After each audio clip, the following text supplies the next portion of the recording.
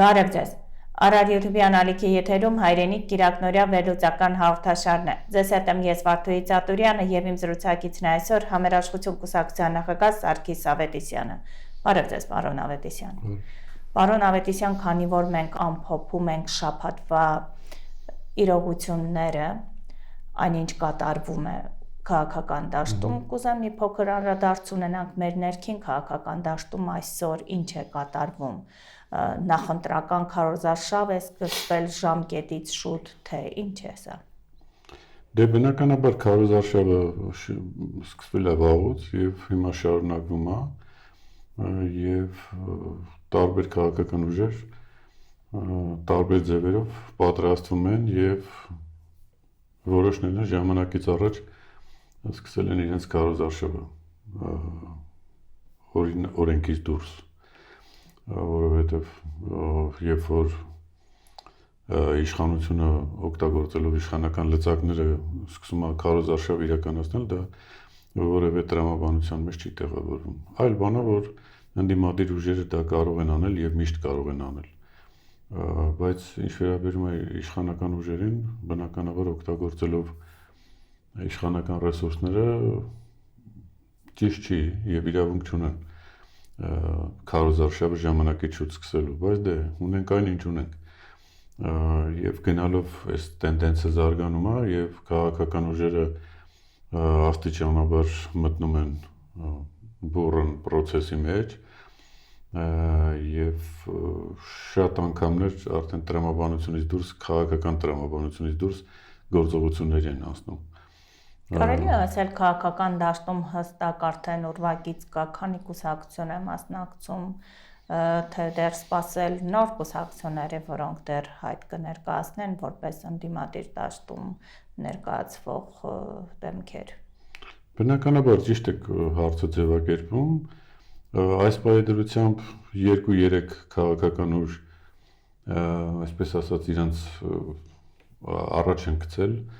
եւ քանի որ շատ ռեսուրսներ ունեն, ժամանակից շուտ սկսել են այդ ռեսուրսները օգտագործել եւ ցույց տալ, որ դաշտում միայն իրանք են, բայց բնականաբար հենց որ պահը գա, դուք կտեսնեք, որ այլ ուժեր էլ կանցնեն եւ կստանան իրավունք մասնակցելու քաղաքական պայքարին, այդ ուժերը ավելի օրենքի շրջանակներում կանեն ինչ որ անելու են։ Հիմա այն ուժերը կամ այն ուժերի միավորումները, այն դաշինքները, որ ձևավորվել են, որ ըստ էության փորձում են ներկայացնել որպես դաշինք, բայց դրանք իրականում դաշինքներ չեն, դրանք իրանց հետ ինչ-որ թիմ սարքած կամ իրանց հետ դաշինք, այսպես ասած, ձևավորած ուժեր են, որ մտել են եւ փորձում են ցույց տալ դաշտը զբաղացնել, որպեսզի այլ ուժեր չերևան։ Դե գիտեք ոնց է հիմա,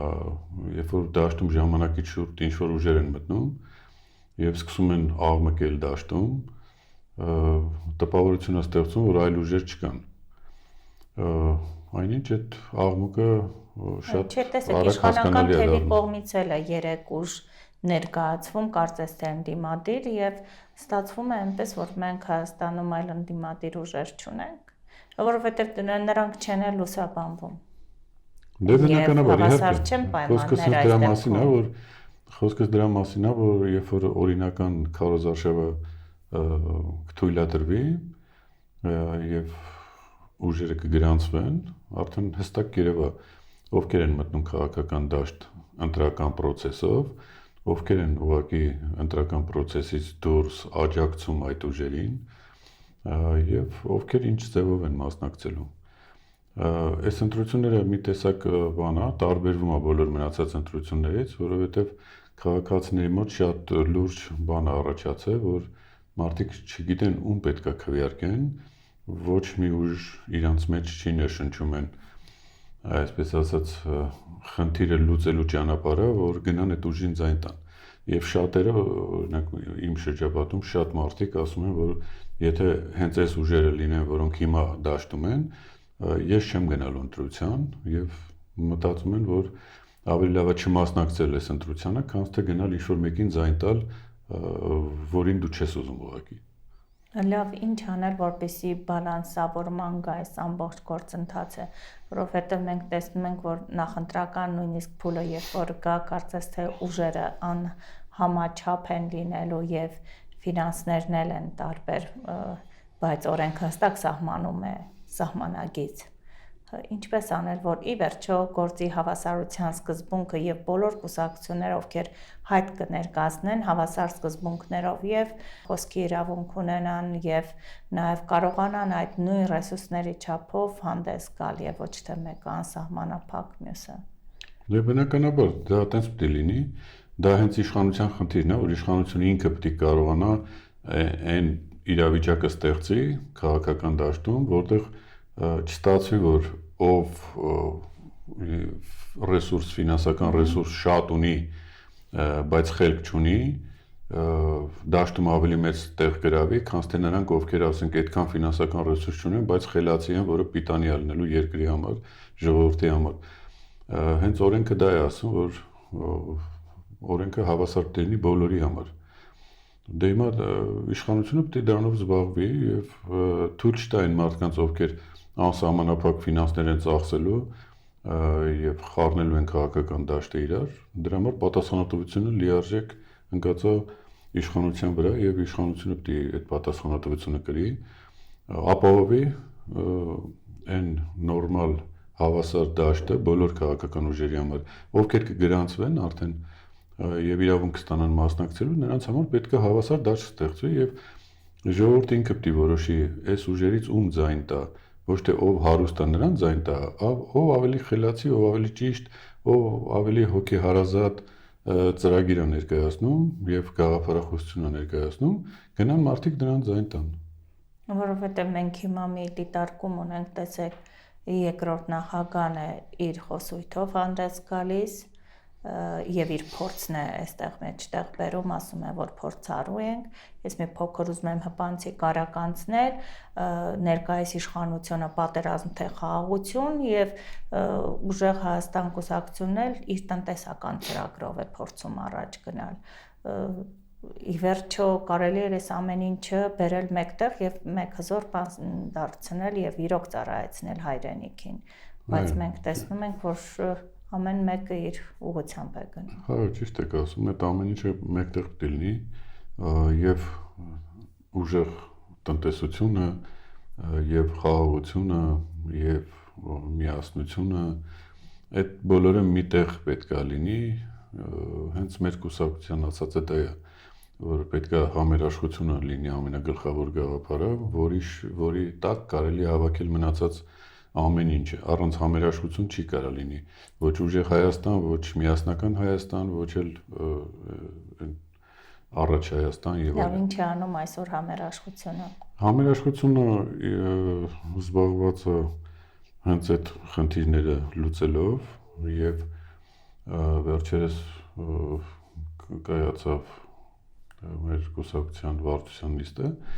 որտեղ շատ բուռն քննարկումներ եղան, թե ինչ ձևով պետք է մասնակցել, միայնակ մասնակցել, ինչ-որ մեկի հետ գնալ ընտրության կամ աջակցել ինչ-որ մի ուժի եւ այդ խնդիրը դեռ լուծված չի, եւս մի նիստ կլինի եւ վերջնական որոշումը կկայացվի։ Կարծում եմ ոչ ուշացած։ Տեսեք, մենք հաճախ այս ընթացքում տեսնում ենք տնտեսության մասին են խոսում, արդյոք դուք տեսնում եք առանց Եվրասիական միության այս գործընթացին, Ռուսաստանի Դաշնության առանց մեր տնտեսությունը ի վիճակի այսօր զարգանալու ի վերջո։ Դե բնականաբար բոլորին հասկանալի է, որ ոչ, որովհետև այսօր ամբողջ աշխարհը ինչի կռիվ անում։ Միացյալ Նահանգները Վենեսուելայի վրա ինչի հարձակվեց եւ ինչի տիրացավ, կամ Իրանի վրա ինչի հարձակվեցին։ Ակնհայտ է, չէ, որ էներգետիկ խնդիրներ է առաջանում աշխարհում, որը ուղղակի կապված է տնտեսության հետ։ Այսինքն իրանք շատ լավ հասկանում են, թե տնտեսությունը վատ եղավ, մարդիկ վատ ապրեցին, իրանք մոտ բունտ ալնելու, իրանք չեն ընտրվելու կամ տապալվելու են։ Հետևաբար իրանք բոլորի խնդիրը նա, որ տնտեսությունը կարողանան աշխատացնեն եւ էժան էներգակիրներ ունենան, որպեսզի կարողանան մարդկանց բավարարել։ Այդ խնդիրն են լուծում իրանք հիմա։ Մեր պարագայում տեսեք ինչ է ստացվում։ Ստացվում է, որ մենք Եվրասիական միության մեջ ենք եւ ամեն ինչ ստանում ենք արտոնյալ գներով։ Սկսած հացահատիկից, վերջացրած գազով եւ այլն։ Հիմա եթե մենք այդ այն տեղը, որտեղ այդ ամեն ինչը կա, այդտեղից դուրս ենք գալիս, գնում ենք այն մյուս միություն, որտեղ այդ ամեն ինչը չկա եւ դրա համար իրանք կռիվներ են սարքում սրա նրա հետ, որ դա ունենան, հետեւաբար տրամաբանությունը որտեղ է։ Պարզ է, չէ՞, որ մենք սխալ ճանապարհ ենք գնալու ու արդյունքում նրանք հələ երկար տարիների եւ փորձ ունեն եւ հարստություն ունեն, կարող են ինչ-որ ժամանակ դիմակայեն դրան, կարող են թանկ գնով գնել այդ ամեն ինչը։ Բայց մենք դա կարող ենք անել այս փուլում։ Բնականաբար չենք կարող։ Դարքրում մենք ինչու ենք ուզում դուրս գալ մի տնտեսական միությունից, որը մեզ այդքան օգուտ է բերում եւ փնտրել նորը։ Ինչ հիմքեր կան ըստ ձեզ քաղաքական տեսանկյունից մենք ինչու ենք դուրս ուզում գալ։ Այդ հիմքերը միայն քաղաքական են։ Այդտեղ ոչ մի տնտեսական տրամաբանություն չկա։ Ցանկացած տնտեսագետի խոսացրեք, ով հասկանում է այս ամեն ինչի, շատ պարզ կասի, որ միայն խելագարը կարա այս հնարավորությունները բաց թողնի ու գնա չգիտես ինչի հետևից։ Հիմա ցավոք սրտի այս իշխանությունը երկիրը հասցրեց այն աստիճանի, որ ստիպված ռուսները օրինակ դրեցին կամ խնդիրը կամ մեր մոտ եք մնում կամ գնում եք, որոշեք։ Իսկ եթե գնում եք, բնականաբար այդ ամեն ինչը արտոնյալ գներով դուք չեք ստանա։ Եթե աշխարհում այլ երկրների ձեռք է տալի այս խաղերի մեջ մտնել, Հայաստանին եւ հայերին բացարձակապես ձեռք չի տալիս մտնել այսպիսի խաղերի մեջ, որովհետեւ ուզենք չուզենք ստացվել է այնպես, որ մեր քաղաքականությունը, մեր երկրի քաղաքականությունը կամ մեր ազգային քաղաքականությունը արդեն ուղղորդված է եւ մենք իրավունք չունենք հարաբերություններ փչացնել պետությունների հետ, առավել եւս երբ որ բարեկամ է երկիրը համարվում, մեկը մյուսի հաշվին, Ռուսաստանի հետ փչացնենք հարաբերություն իբր Եվրոպային գնում, Եվրոպայում փչացնենք իբր Ռուսաստանի հետ ենք լավան։ Մենք այդ պետությունը չենք, այդ ազգը չենք, ընդհակառակ մենք ունենք մի հատ առավելություն, որ մենք ունենք ահռելի մեծ սփյուռք եւ տարածված սփյուռք եւ գիտեք մեր բնակչության ընդամենը 3 միլիոնն է Հայաստանում ապրում, իսկ աշխարհի տարբեր երկրներում 15-ից 20 միլիոն հայություն է ապրում, որը տարբեր երկրներում են, ընդ որում Ռուսաստանում մի քանի միլիոն, Միացյալ Նահանգներում, Եվրոպայում եւ այլն։ Այսինքն նույնիսկ սովետական միության ժամանակ սովետները, որոնք վատ հարաբերություն ունեին արևմուտքի հետ, թշնամական հարաբերություն, Հայաստանին թույլատրված էր, որպեսզի սփյուռքի հետ կապերը պահի, եւ Սփյուռքահայության կոմիտե կար, ներգաղթ կոմիտե կար, որոնք Սփյուռքի հետ աշխատում էին, այսինքն մենք ըստ էության աշխարհի հետ կապված էինք։ Նույնիսկ սովետական միության ժամանակ դա թույլատրված էր։ Այդ ինչ պետքա, չգիտեմ, հանճարեղ լնես, որ այս ազատ հարաբերությունների մեջ երկիրը մտցնես այն կարգի փակուղի, որ քո առաջ դրվի խնդիր կամ Սա ուղղակի կատաստրոֆա է։ Հələ այս կատաստրոֆան հələ հասկացանք։ Հիմա շանս է տրված։ Դիվանագիտությունը թե ամբիցիաներ են այստեղ։ Երկուսն էլ իրար հետ։ Նախ դիվանագիտություն չկա, եւ երկրորդն էլ ամբիցիոզ են։ Գիտեք ովքեր են շատ մեծ ամբիցիոզ, ովքեր դատարկ են։ Իրանց թվում է, որ իրենք ամեն ինչ գիտեն։ Ես միշտ այդ մասին խոսում եմ, բարձրագույն կրթություն ունեցողների առավելությունը որն է։ Բարձրագույն կրթությունը մարդկանց տալիս է մեկ բան, ընդհանրապես մեկ բան, ուրիշ ոչ մի բան։ Տալիս է հնարավորություն, որ դու հասկանաս, որ դու շատ բան չգիտես։ Եվ սկսում ես արդեն ճիշտ ապրել, սկսում ես սովորել, լսել։ Իսկ այն մարդիկ, ովքեր հիմա իշխանության են հայտնվում, դրանք կրթություն չունեն։ Ցավոք սրտի, հիմա նրանք, ովքեր գալիս են փոխարինելու, ովքեր հայտ են ներկայացրել մեծ ամբիցիաներով, նրանք էլ են նույն վիճակում։ Հետևաբար մեր հասարակությունը շատ ճիշտ պիտի գնահատի իրավիճակը եւ հեչ կարեւոր չի։ ով ինչ մեծ ռեսուրսներ ունի, պետք է հասկանալ ով ինչա խոսում։ Մի հատ պետք է լսել ինչ են խոսում։ Փոխելուց մենք իրավիճակ չենք փոխում, այս բարակայանը։ Բացարձակապես ոչ։ Այդ դեմքերն են փոխում իրավիճակը։ Հələ մի հատ տեսեք այդ դեմքերից այդ որ մեկն է իրավիճակ փոխողը։ Մի հատ ուշադիր որ նայեք այդ դեմքերին ովքեր են, ամեն դեպքում հիմա ովքեր որ երևում են, ասենք երևում են այս բանը։ Ասում են դիմադրները տարածքային հավակնություններ ունեն։ Պատերազմն անխուսափելի է։ Հիմա ուզում եմ հասկանալ ես ձեզ ընդդիմադիրներից կան այդպիսիք, ովքեր տարածքային պահանջներ ունեն եւ առհասարակ ինչպես եք պատկերացնում քաղաքականություն ըստ Համերաշխություն կուսակցության տարածքային հավակնություններ պետք է ունենալ։ Նայեք, տարածքային հավակնությունները նայած ինչ կոնտեքստում նայենք, տեսնենք, եթե արդարությունը պետք է վերականգնվի եւ ցեղասպանությունը պետք է դատապարտել, բնականաբար այդ տարածքները, որոնք մեզ են պատկանել, դրանք պետք է վերադարձվի մեզ։ Իսկ այն մարդիկ, ովքեր մտածում են, որ մենք պահանջ չունենք, տարածքային պահանջներ չունենք, չեմ կարծում, որ իրանք ճիշտ են հասկանում։ Տեսեք, համերաշխությամբ հնարավոր է տարածքների հետ վերել։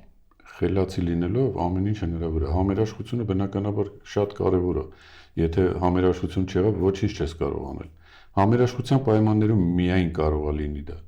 որովհետև եթե ներսում համերաշխություն չկա, դու չես կարող դրսում քո պահանջները ներկայացնես։ Մեր ուժը մեր համերաշխության մեջ է։ Եվ սա մենք պետք է հասկանանք։ Ամենակարևոր բանը այսօր համերաշխությունն է, որ պետք է մեր հասարակության մեջ եւ մեր քաղաքական ուժերը եւ մեր սփյուռքի հետ լինի։ Դրա համար պատահական չի, որ համերաշխություն կուսակցությունը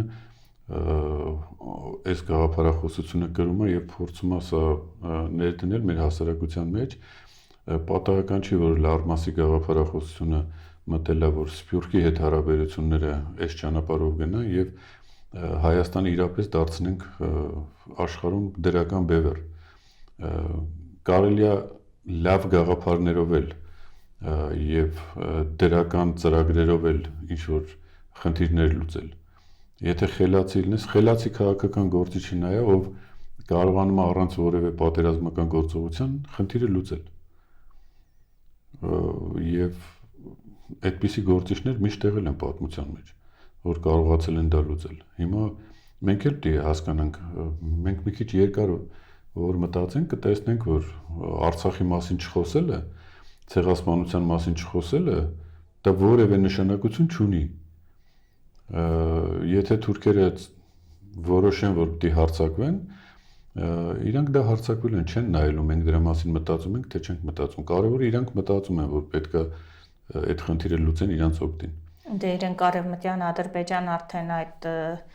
ցանկությունը առաջ են քաշել եւ լայն շրջանառության մեջ են դրել եւ այստեղից ոչ մի խոսք չկա ամեն դեպքում։ Դե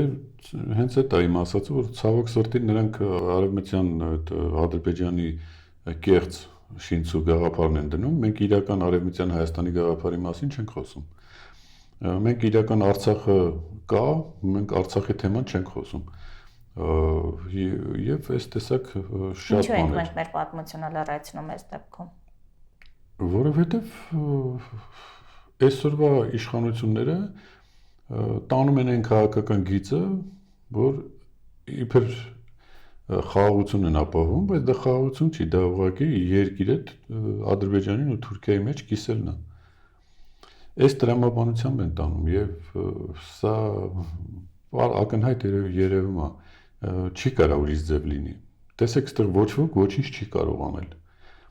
Ոչ Եվրոպան կարող է այստեղ ինչ-որ բան անել, ոչ Միացյալ Նահանգները, հետեւաբար այստեղ երկու պետություն կան, գերտերություններ, մեկը գերտերություն է, մեկը տարածքային առումով գերտերություն է, նկատի ունեմ Ռուսաստանը եւ Թուրքիան։ Հետևաբար, եթե խնդիրը նրանում է, որ ինչ-որ հարց պետք է լուծվի գեոպոլիտիկ մասշտաբների,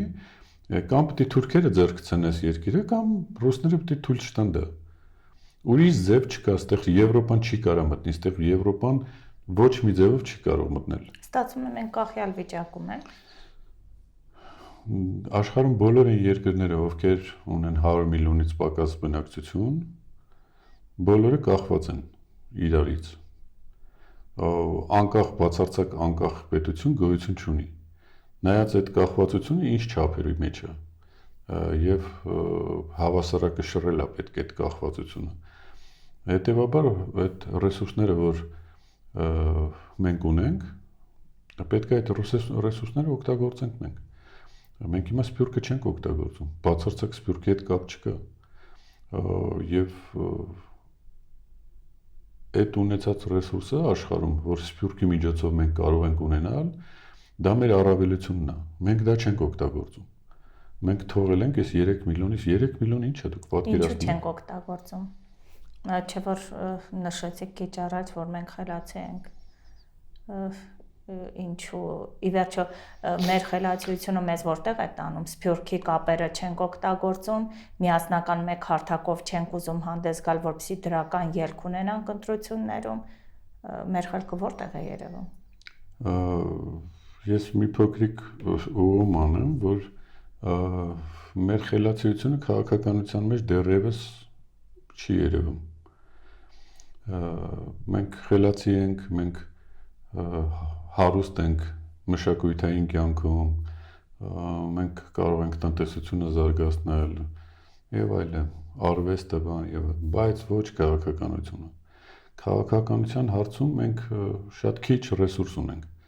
Քաղաքական գործիչների շատ քիչ ռեսուրս ունենք եւ այդ քիչ ռեսուրսն չենք օգտագործում։ Մենք չենք կարողանում պատկերացնել, որ այդ քաղաքականությունը բավականին բարդ բան է։ Եվ ասենք 1-2 ամիս առաջ ինչ որ մեկը միտեղ աշխատում է, հիմա իրանց հիմնարկի ղեկավարը ենթադրենք առաջ քաղաքական ուժ է ստեղծել եւ պայքարում, ինքը մտել է դրա մեջ ու իրան թվում է ինքը լուրջ քաղաքականությամբ է զբաղվում։ Այնինչ այդ մարդիկ պարզապես չեն հասկանում ինչի հետ գործ ունեն եւ ընթացքում շատ արագ կձախողվեն։ Հետևաբար մենք պետք է քաղաքական մարդկանց գտնենք, ովքեր են քաղաքական մարդիկ, ինչ քաղաքական տեսակետներ են արտահայտում եւ քաղաքական տրամաբանությամբ աշխատող մարդկանց հետ պետք է շփվել։ Թե չէ մեկը բիզնեսմեն է, մեկը չգիտեմ, հիմնարկի տնօրենն է կամ ինչ-որ բան է, ասենց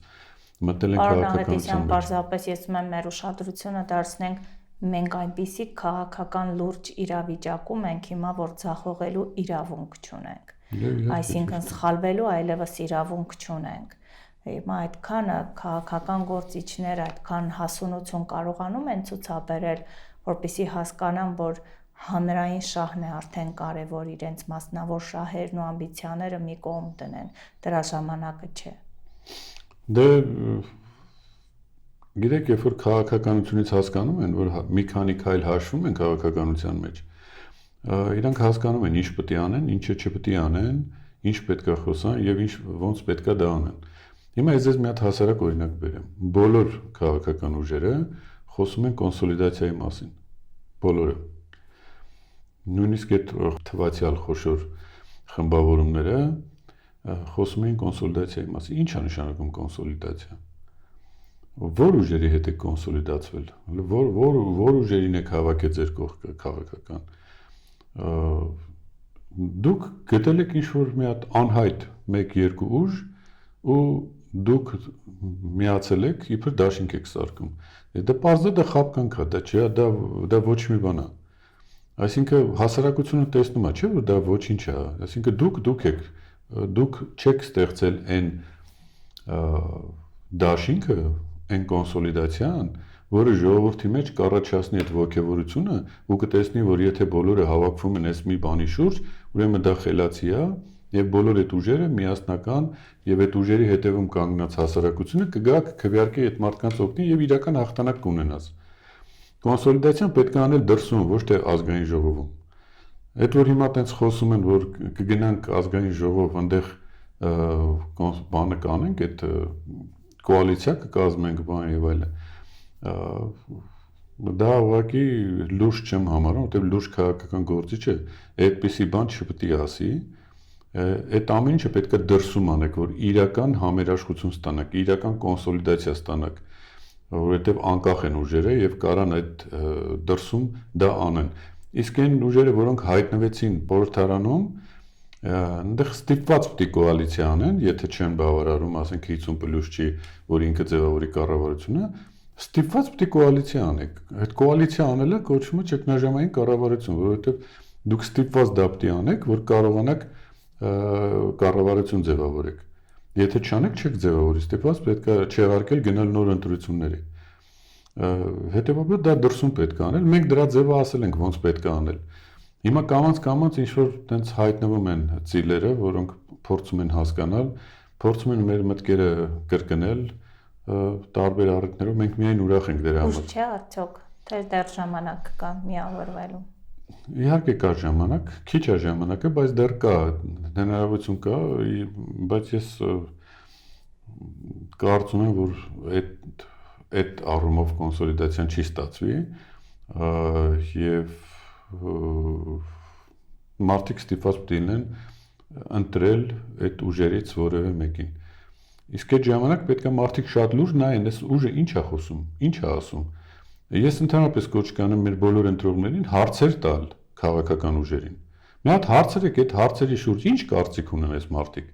Օրինակ հարցրեք Արցախի հարցը ո՞նց եք լուծելու։ Հələ մի հատ տեսեք ինչ են ասում։ Կարող է բոլորը նույն բանն են ասում, այդ որ ինչ որ ասում է այսօր ԿՊ-ն։ Եթե ԿՊ-ն ասում է այն ինչ որ դուք եք ասում, կամ դուք ասում եք այն ինչ որ ԿՊ-ն ասում, էլ ինչ իմաստ ունի փոխել իշխանությունը։ Դե թողես իշխանությունը մնա։ Եթե նույն բանն եք ասելու, այսինքն հիմա Պողոսին հանենք Պետրոսին դնենք բանա փոխվելու։ Այսինքն մարդիկ պիտի հասկանան, չէ՞, որ ընտրության ես գնում քո ընտրության, քո երկիրը կառավարելու իրավունքը դու տալիս ես ինչ որ ուժի։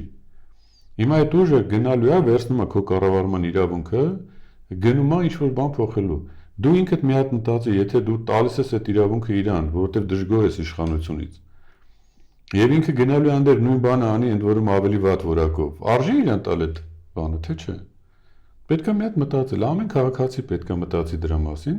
որովհետև ընտրությունները խաղալիք չի, ընկերոջ բարեկամի ասելով չի, կամ, չգիտեմ, այնտեղ ֆինանսական ինչ-որ բաներ անելով չի, պետք է մտածեք, որ ձեր կյանքը չեք կարելի փոխեք այս ամեն ինչը։ Հիմա եկել է ժամը փոխելու։ Պետք է գոնե գնաք այն ուժերի հետևից, որոնք ինչ-որ տրամաբանական բան են ասում։ Ասում են, որ այս sense որ լինի, այս sense կլինի։ Այս sense կանենք եւ այլը։ Ու այդ կարևոր հարցերին պատասխան կտանք։ Հիմա հարցեր կան, չէ՞, այդ հարցերին պետք է դուք նշեցիք, որ տարածքային առումով ինչ վերաբերում։ Հիմա պետք է հարցնել այդ ուժերին։ Արևմտյան Հայաստանի հետ կապված, ցեղասպանության հետ կապված, Արցախի հետ կապված, հարաբերությունները գերտերությունների հետ։ Մի հատ էս համազգային ազգին հետաքրքրող հարցերին պատասխանները տվեք, Սփյուռքի հետ կապերը։ Մի հատ հələ ասեք դուք ո՞նց եք այդ պատկերացնում։ Մարդիկ թող այդ մի հատ լսեն, հետո արդեն թե չէ գիտեք ինչ կա, ասել որ բան կանեմ, տնտեսությունը կզարգացնեմ, չգիտեմ, աշխատավարձը կբարձրացնեմ, այդ բոլորը ոգևորում է քաղաքացիները։ Դրանք ականջահաճո որոշումներ են եւ տեսեք հիմա բժշկությունը բան են արել, չէ՞, անվճար են դարձրել։ Հիմա ժողովուրդը ոգևորվել է։ Բայց այդ հասկանալի չէ, որ մասնագետների հետ խոսացեք, տեսեք ինչ են ասում։ Ասում են, որ սա երկար չի կարա տևի, որովհետեւ այն ինչ որ պետությունը տալիս է, այդ եղած ծառայությունների կեսն է կամ կեսից մի քիչ բարձր, բայց մնացածը այն որ մնում է, այդ ով է տալու, այսինքն ինչ որ փուլում դա վերջանալու է։ Հիմա կարող է այս մի քանի ամիսը դա անում են, հետո արդեն խնդրի առաջ են կանգնելու, ասել են դե փող չկա, չենք անում, ինչ պիտի ասեք։ Այսինքն այս տեսակ բաներով խաբվել, որ հիմա այս պահին ինչ որ բան են անում, ու գնալ սրանց հետևից, գնալ, այսինքն պետք է շատ լուրջ մտածել, ամեն մեկը պիտի մտածի։ Այս այն ընտրություններն է, որ ճակատագրական է լինելու մեր պետության համար, մեր ժողովրդի համար,